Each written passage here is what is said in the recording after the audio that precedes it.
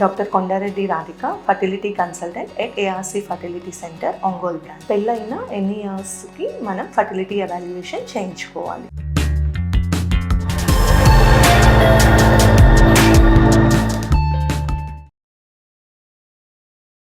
పెళ్ళైన 1 year తర్వాత కూడా సంతానం కలగలేదు అంటే ఫర్టిలిటీ ఎవాల్యుయేషన్ చేయించుకోవాలి. సో ఫర్టిలిటీ సెంటర్, మీరు nearby gynaec or fertility సెంటర్కి వెళ్తే వాళ్ళు మనకి బేసిక్ ఎవాల్యుయేషన్ అనేది చేస్తారండి. ఇది బోత్ కపుల్, మేల్ అండ్ ఫీమేల్కి ఎవాల్యుయేషన్ చేయడం జరుగుతుంది.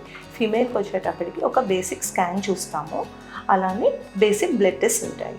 హస్బెండ్కి కూడా సీమెన్ అనాలిసిస్ అనేది చేయడం జరుగుతుంది. హస్బెండ్ సీమెన్ అనాలిసిస్లో మనం ఏమేమి ఎవాల్యుయేట్ చేస్తామంటే కౌంట్, మొటిలిటీ, అగైన్ మొటిలిటీలో progressive motility, non progressive motility and immotility ఎంత ఉందన్న చూస్తాము. మార్ఫాలజీ, ఏమైనా అబ్నార్మల్ ఫార్మ్స్ ఎక్కువగా ఉన్నాయా అన్నది చూస్తాం. అండ్ ఎనీ ఇన్ఫెక్షన్, లికోసైట్స్ ఏమైనా ఉన్నాయా ఏంటి అన్నది చూస్తాం. ఫీమేల్లో వచ్చేటప్పటికి ఫస్ట్ బేసల్ స్కాన్. బేసిక్ స్కాన్లో మనం ఏమేమి చూస్తామంటే యూట్రస్, గర్భసంచి ఎలా ఉంది, అండాశయాలు ఎలా ఉన్నాయి అనేది చూస్తామండి. అండాశయాల్లో ఏఎఫ్సి అంటాం, యాంట్రల్ ఫాలిక్యులర్ కౌంట్. బోత్ ఓవరీస్లో యాంట్రల్ ఫాలిక్యులర్ కౌంట్ ఎలా ఉంది అన్నది చూస్తాము.